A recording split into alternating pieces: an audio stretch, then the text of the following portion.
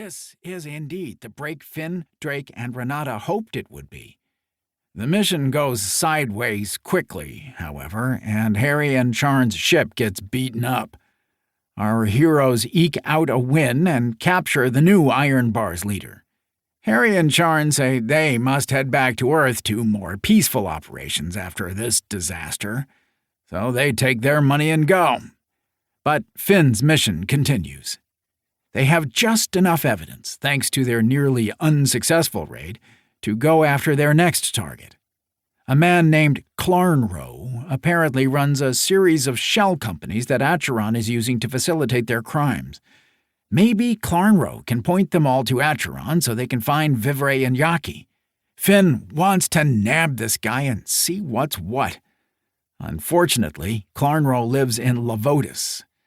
Lavotus is a notoriously strict non-accord empire. If you screw up in Lavotus, you disappear. Trials and justice don't really exist, so everyone tries to keep their heads down. This is a huge problem, because apparently Clarnroe's shell companies are a front for Biostar, which is suspected of working with Acheron, and Biostar is a subsidiary of Kamina Holdings. Yeah, that's like shell games inside of shell games going on here. Kamina is a massive company that may as well have the power of its own space empire. The company really doesn't like people messing with their money-making. If Finn and the crew just fly into Lavotus space announcing they're investigating Biostar, Kamina's going to be pissed. They are known to work closely with Lavotus, and the two of them are like an intimately entwined pair of big schoolyard bullies. You don't want a cosmic wedgie from them, so it's best to avoid confrontations. With that in mind, Warrox secures a favor from one of her friends in the Rangers' intelligence division.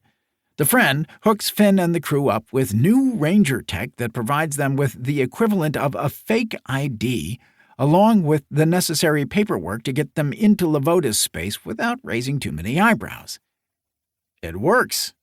They take the Bruce down to a Lavotus planet where Clarnroe is supposed to be, but when they get to the guy's home, they find out the whole town is celebrating Clarnroe as a hero. Because, apparently, he just died. Fortunately, Clarnroe's widow, Valeria, doesn't hold such high regards of her late husband. She wants to help unveil the truth of what a selfish and two-timing man Clarnroe was, and she wants freedom from him and his legacy. During her conversation with Finn, she also reveals Clarnroe died of a mysterious illness. This illness prompts Finn to do some public health research.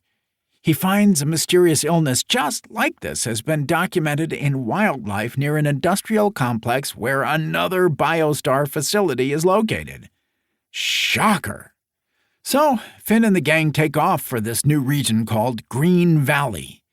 In an even more shocking twist, Green Valley isn't green. It's an industrial wasteland. A small village clings to an awful existence within it. The village's inhabitants suffer from poverty and the destruction of what once was an idyllic agricultural community. In an even bigger twist, they find that among the townspeople, Clarnroe has a second wife with a brood of children. It saddened her to hear of his death, but she helps the team uncover some clues as to exactly how he died and what he was up to before.